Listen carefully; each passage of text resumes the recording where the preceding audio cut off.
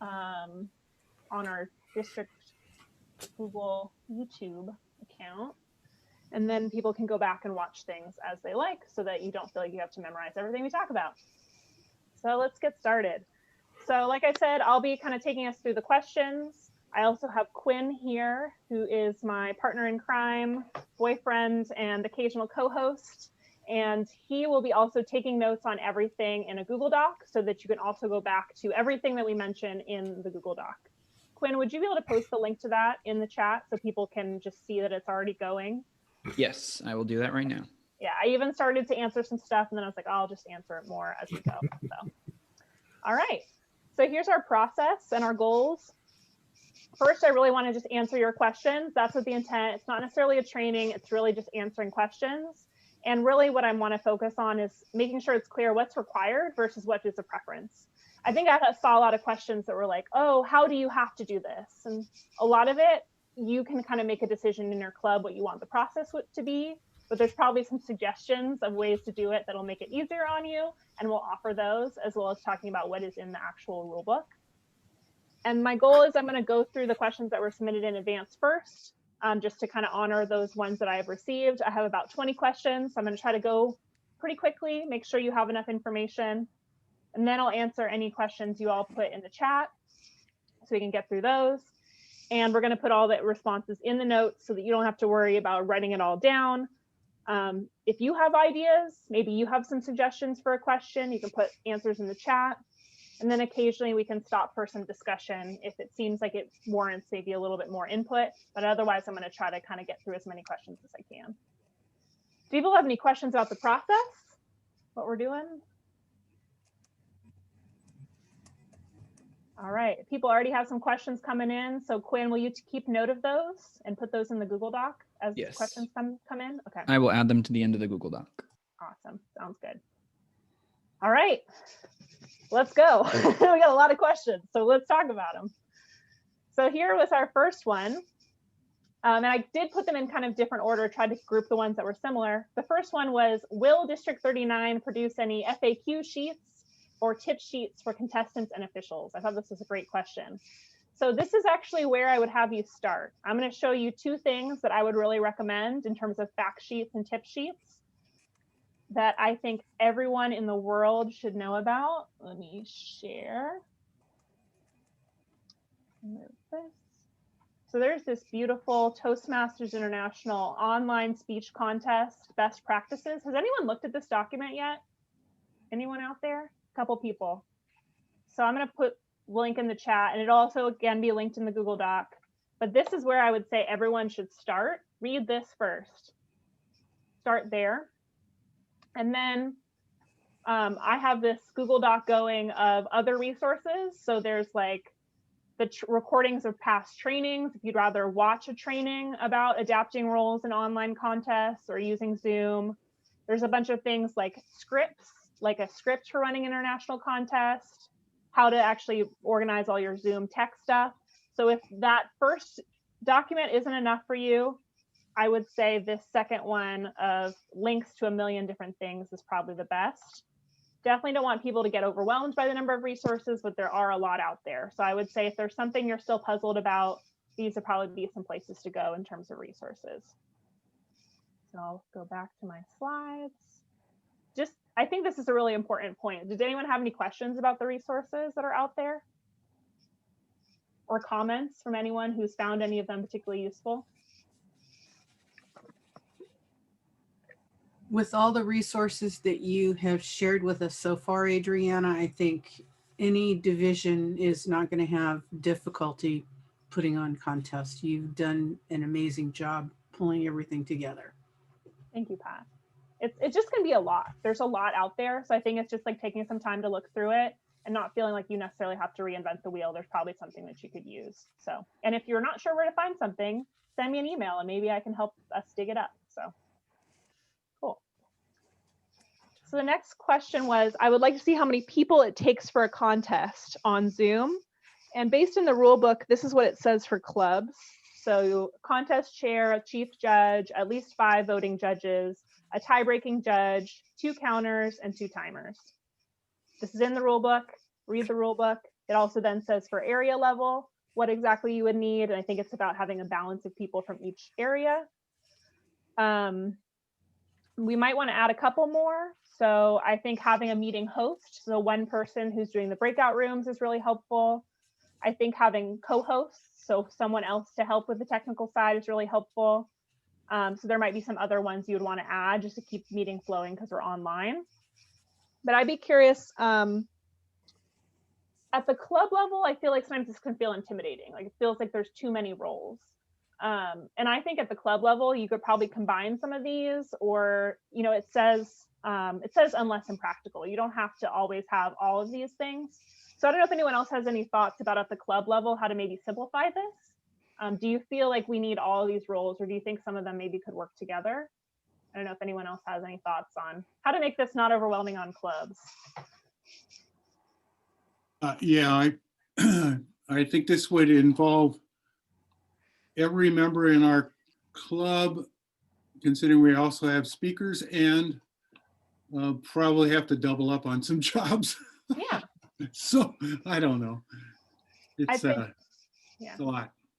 So double up on jobs. I think that there are some that you can double up. Like, I think the co-host is basically very similar to the sergeant at arms. The sergeant at arms is usually the one letting people in and out, or they're sitting with the evaluators to make sure they're not writing more notes when they're out of the room. So maybe one of your co-hosts can be your sergeant at arms, for example. And then I really like Carla's point of go outside your club, solicit judges from outside your club so that you're not having to fill this all with people in your club, maybe partnering with another club, some other friends, trading judges, trading helpers so that your people in your club can actually participate. There's also the possibility of, instead of having a judging at club level, you can have a selection. Yeah. So the club then does the selecting. So you don't have to worry so much about the judges. And you know, you can take those out of the process, and the VPE, the VP of Education, is able to do most of the other stuff or recruit people for those positions. So would that be that, I'm curious how this would work. Would you still run a contest, or would you just kind of decide as a club? How have people seen selections work in the past? I would still run a contest. Mm-hmm. And when you run the contest, it is the person who gives the best speech that day is the one who you then make the evaluation upon. Is the one that you would then move forward to the area level, because we know that everybody has strong days and not so strong days. So it's the strongest speech or evaluation that then moves on to the area level. So that might be something to consider and look in the rule book, that you can do a selection instead of a full contest, if that feels like that makes more sense. But I think just weighing the pros and cons, if that feels more doable for your club, maybe that's the way to go. The challenge is people don't get the opportunity to see what contest conditions feel like. You know, and I also want to make sure that whatever the process is, that it feels fair. It's not just like, oh, we just picked this person. They feel like they had a fair shot. So if I understand correctly, though, two members of the club could advance to the area. Is that correct? It depends on the size of the area. Does someone have this off the top of their head? It's 2, as long as the area is how many clubs? Does anyone remember? 4. If there's 4. Yeah, there's 4 clubs in the area. 4 or less clubs in the area. So Frank, do you know how many clubs are in your area? I think there's 4, but Pat is, yeah. Yeah, so you get to send 2. Okay, and we were thinking about using the club ballot, the contest ballot for the club selection, if you will, just so they'd get a feel for what the score sheet is like. Okay, just so getting exposure to it. David? Yeah. At Foothill, what we try to do is at the club level, we may have a selection, but we really do like to send, or at least have 2 names, so that if the primary selectee or the winner fails the bus test or calls in sick, we can always send number 2 ahead. So making sure you have enough that if you need to. Play it safe and have 2. Yeah, okay. And try and ascertain whether they're going to be available for the next level contest. Yeah, that could be the first thing. This is when the area contest is. So don't put your name forward or don't go for it if you will not then be able to advance. Yeah. And those are all on District 39 website. So Mhm. you Yep. can go there and check. Well, they're not all on yet. I'm still waiting for some area directors. Yeah. But yeah, check there. And I would say the biggest thing is work with your area director. If there's another piece of advice I could just give to everyone, talk this through with them, see if they can help you get judges, understand when the date is, think through all these little logistics. That's what they're there for, is to be able to support the club. So bring in the area director. Perfect. All right, let's see what else we got in here. All right, so these ones hopefully we'll be able to move through a little bit more quickly. Where do the timers get the timing backgrounds? If you search Toastmasters International virtual backgrounds, there is a web page that has them. I'm going to have Quinn put that in our notes. I wonder if we can drop it in the chat. Quinn, would you be able to drop the link in the chat to where you find the backgrounds? Yes, I can put that in. Okay. And it's just green, yellow, red that someone could then use if you wanted to do it this way. And then you could even put like a sticky note in front of your camera so that it's just the virtual background that people see. Just again, just note, this is a preference question. It's not a requirement question. You can use regular timing cards. We just might recommend that the backgrounds are a little bit easier to see. So don't feel like you have to have backgrounds. It just can be really make it a lot easier than holding something up. How do the timers get their records to the chief judge? And also, how do you get the ballots to the chief judge? So this is also one where it's still a little bit more of a preference thing than a requirement thing. So you're going to want to decide at your contest level how exactly you're transmitting information back and forth. So is this text? Is this email? Is this you're taking a picture? So we did have a meeting, the district chief judge, which is Jake Tushinsky, and Nancy Potts, a couple other people, to try to figure out like what's the best way, like what do we think is the best way to send this information. And for the ballots, the thought is that you should go with text. It's probably the easiest way. So basically, here's how it would work for the judges. Before the contest, you do your judges briefing. All the judges practice sending a text to the chief judge and the ballot counters. Make sure that they get the text. Then you go into the contest. One idea that will make it a lot easier is when it's time for the judges to submit their ballots, you move the judges into a judge's room for that time so they can talk. You know, if it's like, oh, I still don't have Judge 5, the chief judge can say, hey, Judge 5, will you text me your ballot? And then everyone texts the ballots to the chief judge and the ballot counters. The thought is this is just a lot easier than emailing or chatting, all of that. Text is really simple. Do it that way. But again, this is a preference thing. It's not a requirement thing. You get to make that decision for your contest. What is going to be that technical solution that's going to work the best for getting the ballots to the people who need them? So I want to stop there and see if people have any questions or thoughts about the ballot slips and transmitting them.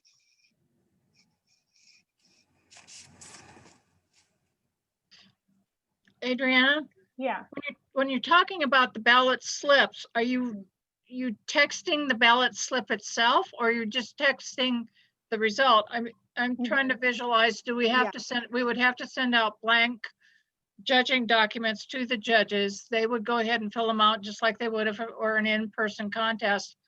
Then, do they have to text that back to the chief judge, or do they just text the results back?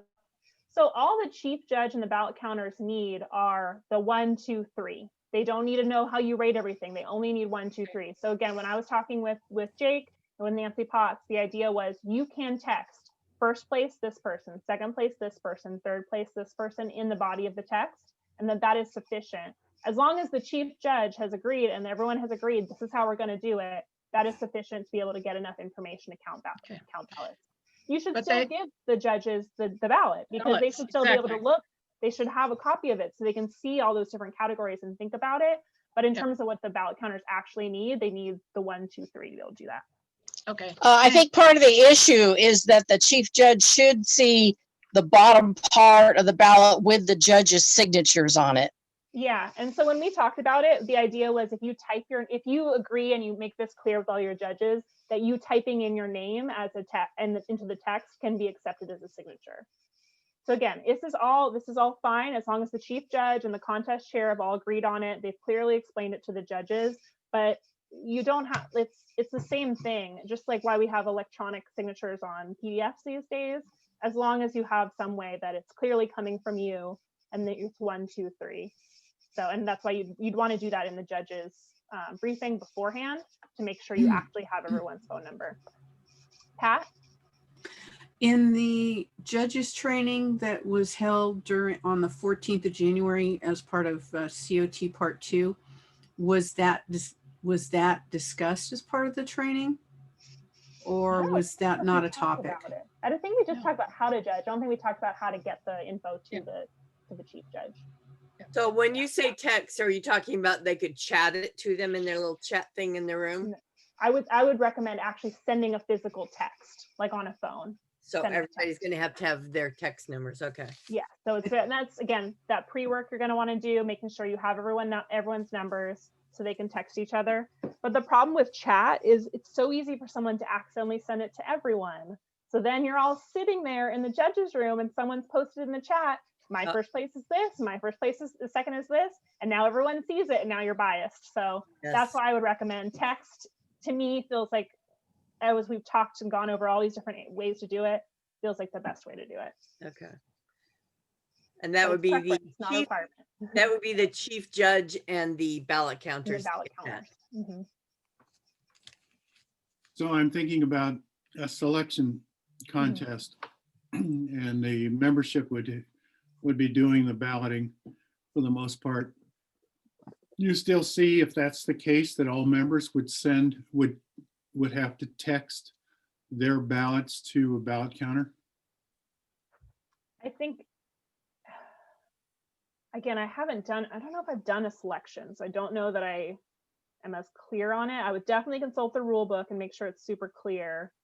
But I would think, again, it's like the person running the contest or like the officers would agree on how to do that. I don't know if anyone else has any perspective on this question because I'm not as clear on this, to be honest.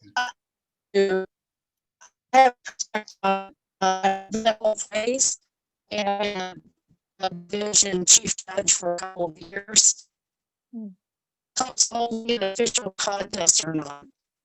And the rule, and if you're holding official contest at the club level, if you're not a mock contest or training or something else, then there's a lot more flexibility how it happens. But if the contest, if the official processor contest. Oh, that cut out a lot. That was hard to hear. Oh. It looks like she's fallen off. Oh no. But I think what I heard is you have a lot more flexibility. Is that right? If you're doing selection, you can kind of just decide how to do it. Lauren, you cut out a lot. I don't know if you want to post it in the chat. Maybe that might help. I'll post it in the chat, but the judge's results would remain anonymous and only go to the chief judge. Okay. Still be anonymous. Okay. All right. Anything else on this point before I move on to the next questions? All right. Again, these are preferences, not requirements. Again, it's just about having a clear process and communicating it to everyone. And again, a plug, that Toastmasters International Best Practices document has a lot of ideas about setting your processes, clearly communicating them. That's really what it's about. It's just doing the advanced thinking about how you want to handle this. And if you want to do email, do email. If you want to, I don't know what else there is, send a pigeon, do whatever makes the most sense. All right. What are the duties of the sergeant at arms, given there will be a Zoom host and 1 or 2 co-hosts for a contest? So my recollection of the main thing that the sergeant at arms does, besides like keeping the door closed, is being there for the evaluators when they're in that room to make sure that no one is still writing when they're not supposed to be. So that's the main purpose of a sergeant at arms, and that's why you'd want to have that person. But I could see why that person could be basically the same thing as a co-host. So I think that you could probably combine the two. But as long as you have someone who is keeping an eye on the evaluators as they're sitting in that room preparing, because that's the purpose of that. All right, how do we tell contestants how to spotlight or pin the timer? Not all devices are equal. So this is coming from the challenge, which is that the contestant needs to be able to see the timer. And I don't know if you remember, if you were watching the ones back in the spring, some contestants really struggled with pinning the timer. So I'm going to show us spotlighting, because I think this is actually the best way to do this. I'm going to stop sharing. So the first thing is there's this thing called spotlighting. So if I spotlight, Quinn, would you mind coming on camera for a second? Okay, Quinn is, I'm going to make Quinn famous. So I'll spotlight Quinn. So now Quinn is the biggest thing on the screen for everyone. So we would spotlight our speaker, and then we would also spotlight the timer. Put on the background. So if you haven't updated your Zoom recently, you probably only see Quinn right now. But if you have updated Zoom, you can see Quinn and me. I'm curious, can anyone see both of us? Side by side, so some people can see both of you. So Yeah. This is how I think is the best way to do it. You can have the timer be spotlighted, and you can have the speaker be spotlighted, and then no one needs to pin anything, because spotlights it for everyone. Whereas pin, you have to choose yourself who you're pinning. And pinning is basically you choose who has the biggest picture on your screen. So I would recommend this spotlight feature. And it's something that only the host and the co-host can do. So you'd have your co-host or your host spotlight the two people, and that will allow us to see the timer. So that's what I would probably recommend for this. How do you do that? Yeah, so for you all, you won't really be able to see it, but if you click on, if you hover over someone's name, it probably has 3 dots on it. And you might see something like pin there, or maybe chat. But if you're the host, you can see it says spotlight. So I wonder if there's a good way.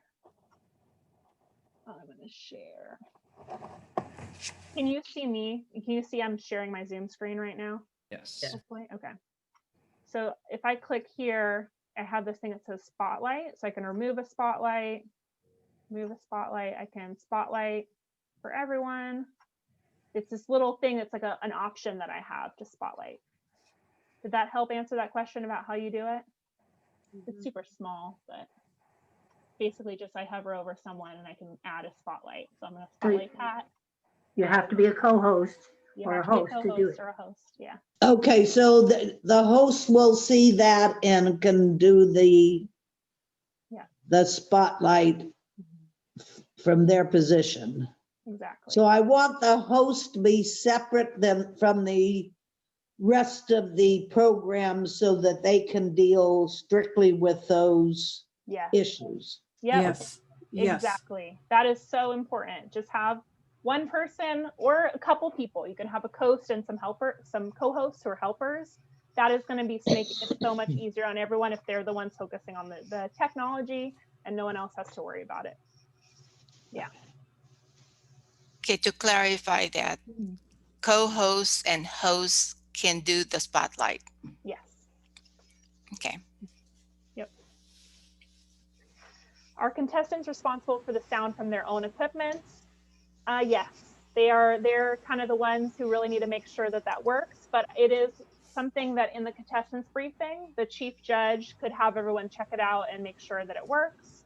I would really recommend giving contestants an opportunity to try out their sound before the contest so that they don't get surprised that actually no one can hear them.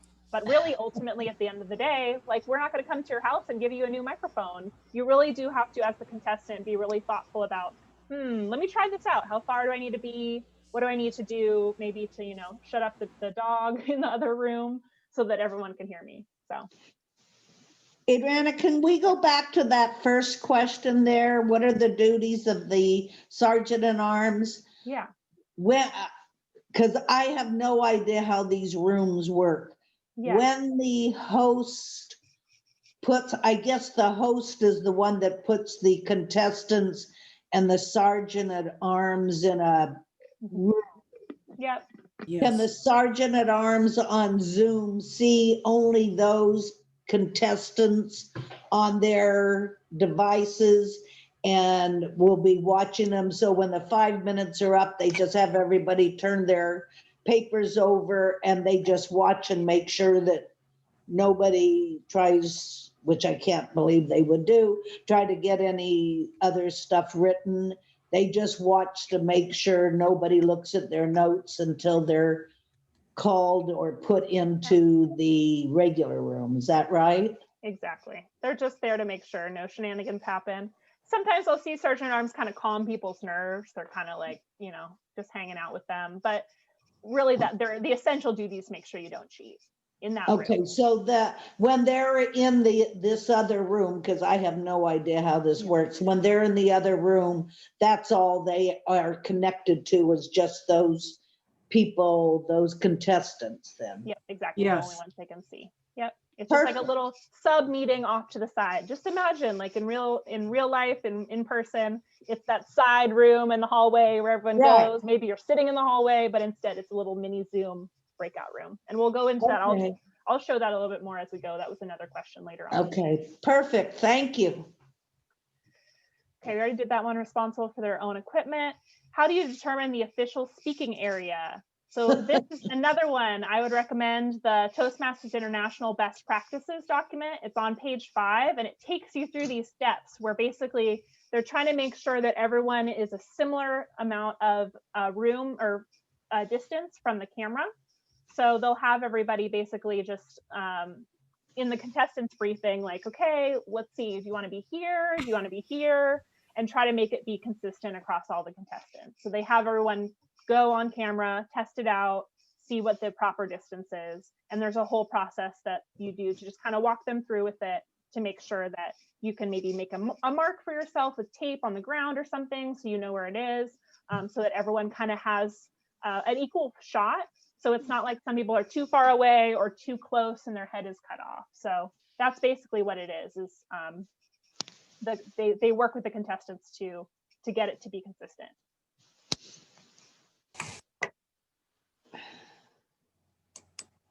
Do eval contestants still use the official note form? From competing, I was not required to. Again, I think this would be something that you would want to agree on and be clear with the contestants, because not everyone might have a printer to be able to print it out.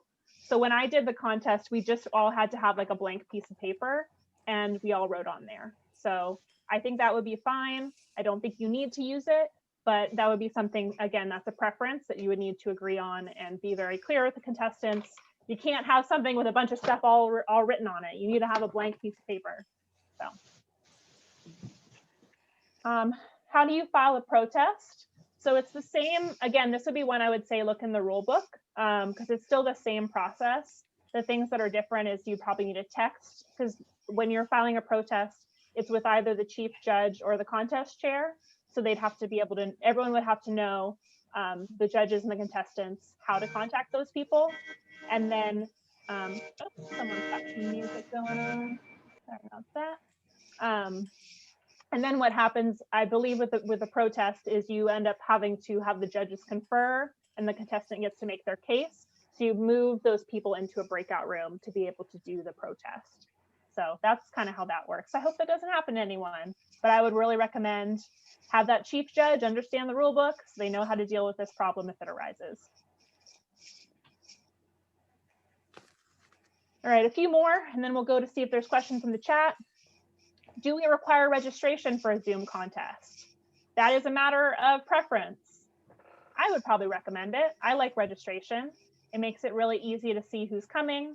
It really makes it easy to keep out people who aren't supposed to be there, but there's no reason you would have to use registration. If you're in your regular club contest, you can just do it at your regular club Zoom link and have it be the same. But I would probably recommend for area and above, having registration. It's just nice. It just makes it a little bit easier. How do you recommend we handle contest certificates and trophies? I really liked, again, this is a preference question. I really liked seeing the ways some contests would like project them or they put up share screen in their session.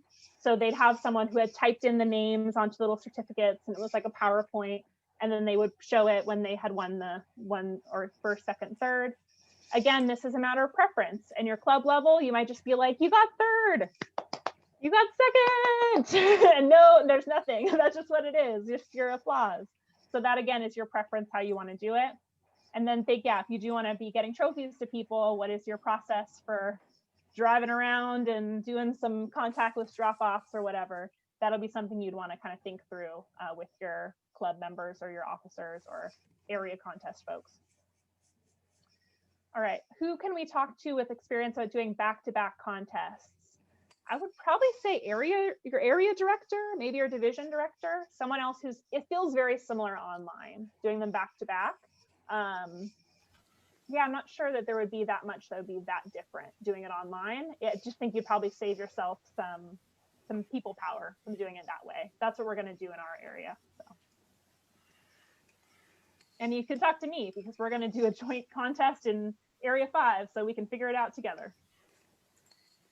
All right, last one that I got before 12 p.m. So I think I might have missed some. Once you move people into breakout rooms, how do you move them back to the main room? So I'm going to do some screen sharing. It's probably going to be way too small.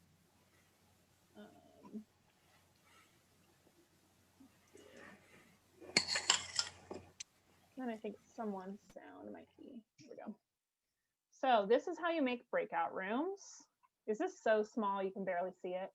Can anyone see this? It's small but readable. Okay. So here is how we would kind of go about making breakout rooms. So the host has this ability to set and create breakout rooms. So they might add a bunch of rooms. You'd rename one the judges room, rename one the contestants room. Then you can kind of decide, you know, am I going to want the timers to hang out in a room before the contest? Do I need a timers room? Maybe. Do I need a ballot counter room? So you, again, this is something that you can kind of decide at your club level, but definitely judges, definitely contestants. And then you also get to make this decision. Do you want the contest to happen in this main space, the space you come into directly from the waiting room? Or do you want the contest to happen in a breakout room? The value of doing it in a breakout room is a little bit extra security, because basically if someone comes into the contest and they're not supposed to be there, they don't come directly into the contest. They come into this main room and the host has to move them into a breakout room. Yeah. But it just makes it more complicated. So you may not want to have it this way. You may want to have the main room be where your contest happens. So either way, I'm going to just open these with no one in them. And I'm going to just start moving Quinn around. So he's not even going to be able to hear me. But I'm going to put Quinn in the contest room. Go in there, Quinn. There he goes. He's in there. And what's basically happening is I'm, as the host, moving people around between rooms. So if I wanted to move Quinn into the contestants room because it's time for him to do his evaluation, I move him into the contestants room, and then he goes in there. If I was in a contest and I wanted my contest to happen in the main session, I can move them back to the main room too. So I just moved Quinn back to the main room. So you're just selecting the one person and moving them rather than having necessarily add them all back at the same time. Yeah, so you can basically just move, oh, it's contestant number 1's turn, it's contestant number 2's turn, right. And I move them yeah. one at a time. Yep. That's what I was looking for. And there you go. So if this looks like nonsense to you, I would say it's probably the most confusing part doing the breakout rooms. It's really the host who needs to really understand this piece. They're the only one really doing it. And I would say if you still want to have more questions about this part, there's a lot in the contest resources about how to do breakout rooms, how does that work, so people can dig in more if this is something they need to learn about. Did that spark any questions, seeing the breakouts? I have one. Yeah. Can somebody say, like the chief judge, the sergeant at arms, be in 2 breakout rooms at the same time? No. They cannot, unless they have 2 devices. You might be on one, and I've seen people do this. They'll have their phone in one or an iPad in one and their laptop in another. So that's something I'll do sometimes if I have to keep an eye on the main room because it's like a lobby and then be in another room, but that's a lot of work. So yeah, I think there's no way to do it. Yeah. John Pasamonte did that during last spring. He had his iPad and his laptop. Right. It just really points to an earlier segment that you made about having like multiple technical hosts. So, because I mean, you're going to have the Toastmaster in the main room directing the events, and you're going to want to have one technical person there to help if anybody has audio visual problems, what have you. And then the second person would be bird dogging the breakout rooms. So, you know, that's the idea, where more the merrier, but, you know, having one person trying to jump back and forth between the rooms, you don't want that. Pat's shaking her head, and I think she's like right with me. You don't want that. And again, at the club level, give yourself some grace. Like, you don't need to have 1 million people. It might make it nice, might make it easier if you have more people, but you can do it without it. I saw some of my clubs in my area did table topics contests in the fall without any help from me. They just like did it. They didn't ask me. They did it themselves, and they were fine. It seems a lot more scary, I think, when you're looking at all the what it could be, all the possibilities, but it doesn't need to be that complex. But the more the merrier. It's definitely true, the more the merrier. So. Yeah, Adriana, the reason this one is so much different is this one, you have to have people out of the room. And so the other contests, it didn't matter. Everybody could sit in and hear everybody, as same as with the speech. But with the evaluation contest, you have to have those contestants out. So you have to have at least one room for the contestants and the sergeant at arms. Yeah. And something I might recommend is if you're at the club level and it makes sense, you might do the international and the evaluation contest on separate days. It does make it harder because you have to get more judges, but you could do the international first because that's a little bit less complicated. And then you could do the evaluation the second time. So then you add that added layer of the breakout rooms. So that might be something. Or even just try it out. Like maybe do it in one of your regular meetings. Try doing breakout rooms just for fun. Move people around. Like, we're going to skip a speech. We're going to skip table topics. We're just going to do breakout rooms today and see what that's like. So that it doesn't have to be the first time is when you're so stressed about it. So, all right. So we got through all of our questions and we still got another 20 minutes together. And so what ones did I miss, Quinn? Did we have some in the chat, and then people can put some more in the chat? Yes. So I've added them to the bottom of a Google Doc, and we'll share the link to the Google Doc again in the chat so that people can follow along if you'd like. The first question, Adriana, if you're navigating there, and I know we addressed one of them before the call started, so maybe we can skip that one. But do people need to complete 2 pathways levels to be eligible? Yeah, so for the international contest, you need to have either completed 2 levels in pathways, or if you did the old program, have done 6 speeches in the competent communicator. For evaluation, there is no such requirement. You need to be a member in good standing, you have paid your dues, but that is something to note, and I think sometimes people don't realize that, is you can't just do the international contest if you just started in Toastmasters. You actually have to have completed at least 2 levels to be able to compete.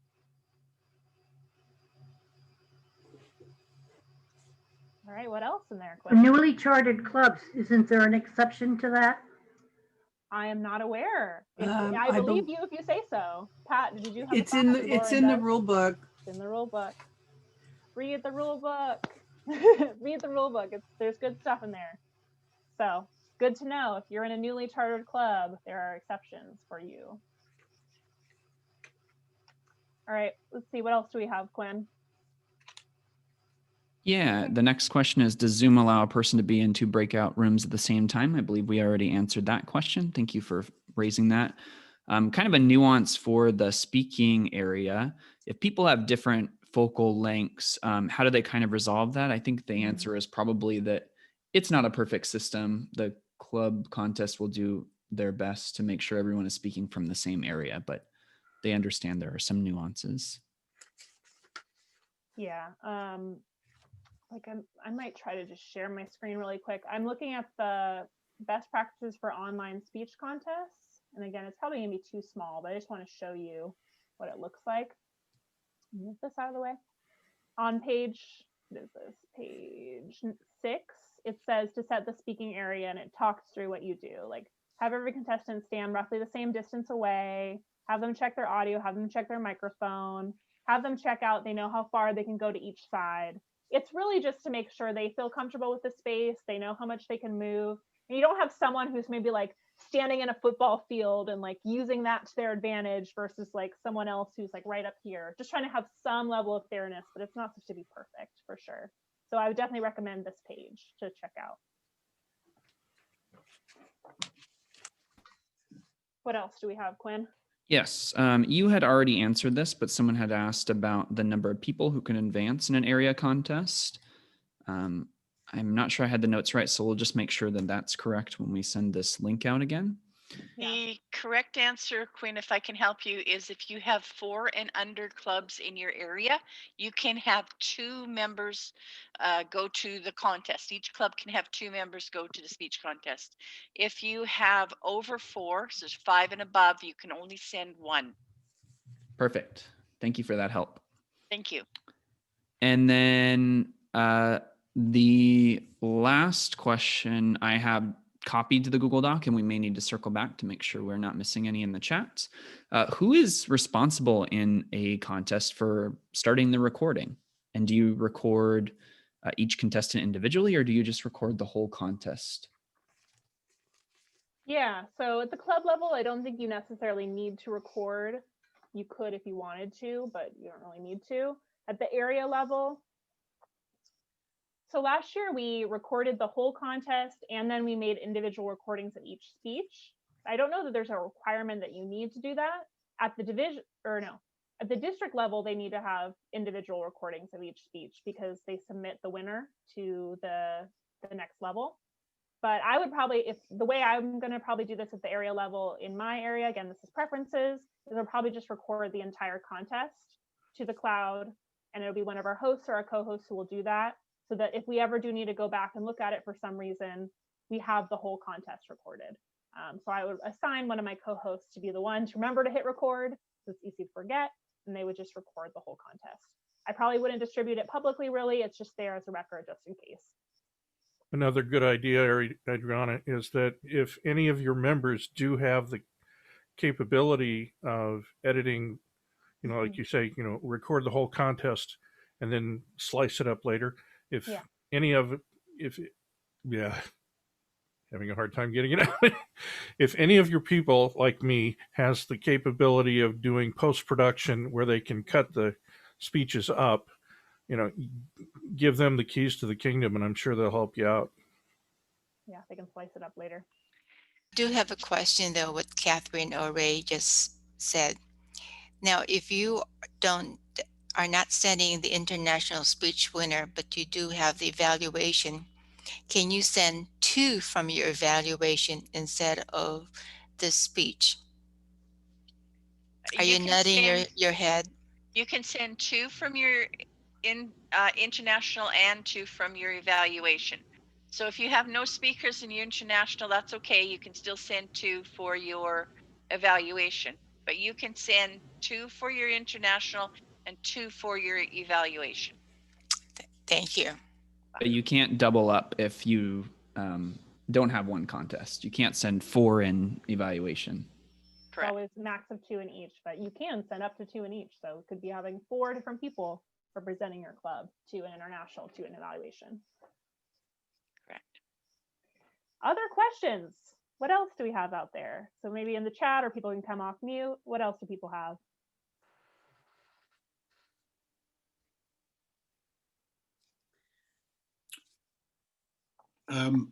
I assume that we, whoops, looking at a different screen.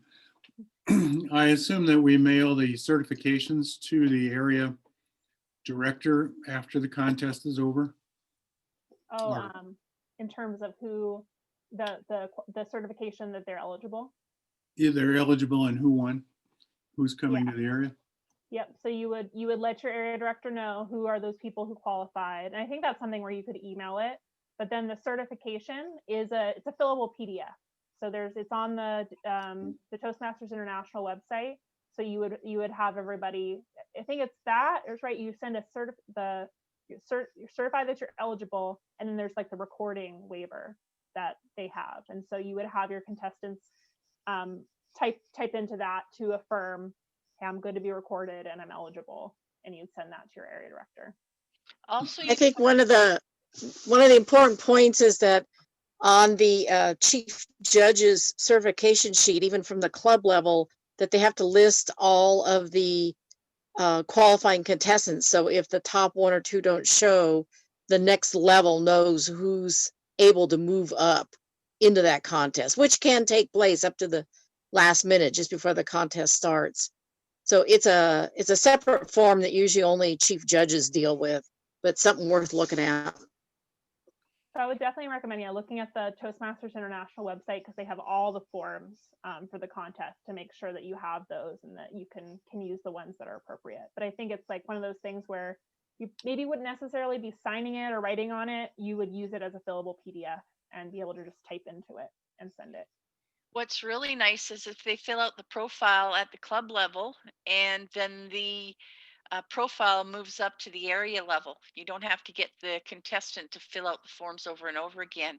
And the profile being used for the interview session that you do at the club contest. So there's a couple forms that if they get submitted at the club level, then the club can just send them forward to the area director, and it's a lot easier. Yeah, save some effort. What else?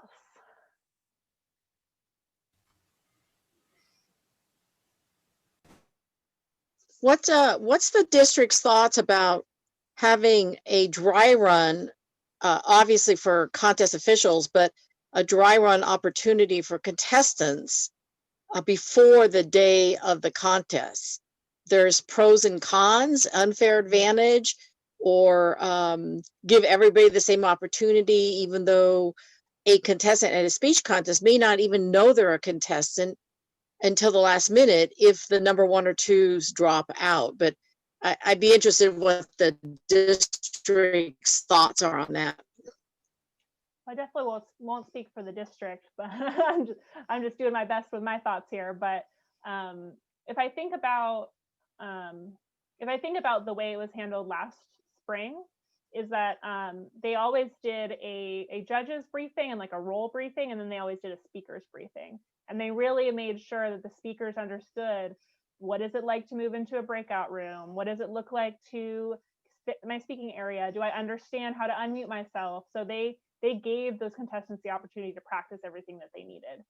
I don't know that, I guess, are you saying once they know that they're in the contest, like they've qualified to the area level, doing a dry run before the area level? Or are you saying a dry run before your club contest? Can I clarify that? Yeah, I'm thinking, because I'm an area director, of a dry run before an area contest, because a lot of people haven't, this will be the first time they've ever gone through it. And an hour before the contest starts, from my perspective, is not enough time. If you have 6 or 8 contestants, it's not enough time. No, you're right. For just even the contestants to deal with. I think it's a foregone conclusion there could be a dry run that, say, the day before the contest for the officials. But I'm worried about the contestants. It's because the imperative to have a level playing field is really high. And that's, I really liked at the division level last year, they had a contestants briefing on like the Wednesday or the Thursday or the Tuesday before the contest, where they made sure they set their speaking area. They figured out I think even their speaking order. They did it all like the week up. They didn't try to fit it all in the hour before the contest, because something goes wrong, someone's late, and they're like, don't even have their speaking area set. They don't even know how to unmute. Then everything's, it really sucks. So if you do it a couple days before, and then you just do like one last check the hour before with the contestants, so they mostly have it all figured out, it's a lot better. Do you need to do that at the club level? Not necessarily. But maybe, again, maybe the week before the contest, seeing if people have questions, seeing if they want to check anything, so they don't feel really pressured the day of to figure it all out. Yeah, last spring they did dry runs for contestants, and the dry runs are not to practice their speeches, just to do the mechanics. And then for the judges, ballot counters, and timers, they had their own dry run session, again, for the mechanics. Yeah. Yeah, thanks, Pat. That's what I was looking for. So there is protocol or past history of dry runs for contestants. And if somebody ends up, getting the phone call 3 hours before the contest, oh, you're up because nobody else could make it, and you're on the list, then we'll just do the best we can to help them out. At least Thanks, people Pat. know what to do. I Yeah. think that's a great idea. What else? Another 9 minutes. Probably do 2 more questions at least. Yeah. Kathleen? Yeah. Adrian, I've got one. I have had a Zoom master who I just got an email from saying, I don't know whether I could do it because I've got medical problems. Oh. Yeah. Oh, yeah. Oh, yikes. Yeah. Yeah. Oh, same as the chief judge. I've been having Yeah. problems with that too. Well, that's just part of the anyway, do you have a list within the district of people that might be able to be a Zoom master and step in if I need somebody to work with them, and not just here in the Reno area, keep looking here, but within the district itself? Do you have that people would like to do it and like to help out? Yeah, I definitely have a list of people who have helped out with like trainings in the past, and I will definitely, I can email them and like see if anyone else wants to do more help with the contest. So there are definitely just people that I kind of have seen have helped out. Okay. I'm definitely just encouraging people though to try to recruit within their division, try to build that skill and that competence among their divisions to like carry into the future. But I definitely think that we should treat each other like a whole community. And so if one division is feeling like they don't have enough Zoom helpers, that like there's a Zoom Masters Facebook group we can post in, or we can email, even just posting in District 39 Facebook, be like, hey, does anyone want to be a Zoom Master? Like we've got a whole region. So I think we should take advantage of that. So if it's finding like there's not many people in your division, then let's talk about it. Let's see who else could help out. So. Okay. All right. Thanks. Adriana, in a small club like I have, would it be possible once the host moves the contestants for the valuation contest into the room, can the host become the sergeant at arms, since in the main room it would just be the Toastmaster doing the interviewing? Yeah, they could do that. Okay. Yeah, they could go in there with them. I like how you're thinking. You're like, who could maybe do double duty? Yeah. Well, when you're limited in a number and you want to have as many participants in your club, you have to work. Okay, great. Thank you, honey. And thank you for putting this on. I really appreciate it. Happy to help. I really think think about this like an event planner and almost just kind of map the path of everyone. Okay, so this person's the contest Toastmasters. So they got to just focus on that. This person's the chief judge. Which rooms are they moving in between? All right, this host person, just kind of thinking about it, because then you realize, oh, you're not doing anything right now. Why don't you time? So yeah, look, you get a little creative. These roles need to happen, but I think there's ways they can be combined when you're in a club level. Yeah, Secretary Baker used to call that a run a show. There you go, the run a show. Run a show. Yeah. Any others? Nope. Oh, Pat. Hello. Hi, I wanted to ask, and this is wearing both my division director hat and my division Zoom master hat. Will you be holding any more of these office hour sessions the closer we get to area contests? Do you think I should? Yeah, I think so. All right, I'll host. Well, I would recommend. I am not going to usurp your authority as the district Zoom master. I'm just trying to get a sense of what people need. Is your thought in the short term, or are you thinking like closer to division time, or both? What do you think? I'm thinking probably closer to area and definitely a division, because for clubs that do a club selection and don't go through the process, the area contest will be the first time they're exposed. And I think having Of course, hopefully every division will have a plan put in place so that area directors can assist the clubs to get ready for the area. I know that's what we're doing in Division G. Okay. And only because some of us went through the experience last spring. So we learned from our... Look at how many people are in this room. Well, there's 20 people listening to this information. I have a feeling closer to it, there will be people panicking. Going, oh, but they already had that training. Yeah.